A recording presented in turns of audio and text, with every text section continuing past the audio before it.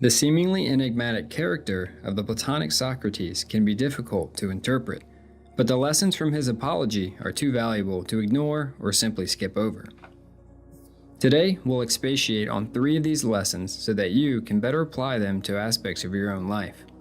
The first lesson is how to properly conduct a debate or argument with someone who doesn't share your same perspective on the topic of discussion. I'm sure you've noticed how a large portion of our politicians conduct their debates and campaigns through discrediting their opponents. In my opinion, this is deplorable and should be avoided if you wish to keep your self-respect. Instead, we should base our arguments on wisdom, logic, and reasoning. If your argument is valid, there will be no need to stoop to insults and discreditation because the truth of your argument will be clear from your reasoning. If it is not, no matter what you say, they will likely still disagree. Such is the nature of cognitive dissonance. In this case, you may as well hold on to your dignity.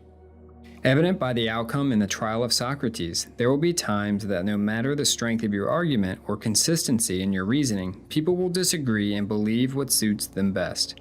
After all, we tend to prefer our own nature over that of others. When the sweet seller beats the dentist for office, we call this a demagoguery.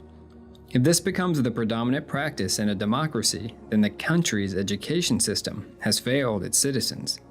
This explains in a basic sense why Socrates distrusted democracy. The next lesson is behind Socrates' reasoning for the Oracle of Delphi's declaration that he was the wisest of all men. Socrates said this in his Apology: "I am wiser than this man, for neither of us appear to know anything great and good.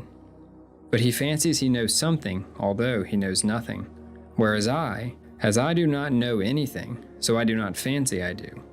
The lesson is this, that while you may know a great deal about a subject, you do not know it all and are fallible. If you can accept this, you will always be open to gaining new knowledge, but if you think that you already know it all, how can you possibly learn anything further? As possibly the most quintessential quote from his Apologies, Socrates said, "Life without this sort of examination is not worth living." Examine your own thoughts as well as the thoughts of those around you. Seek the truth, and when you find it, examine that as well. Next is a lesson on sticking to your convictions, and if necessary, to the death.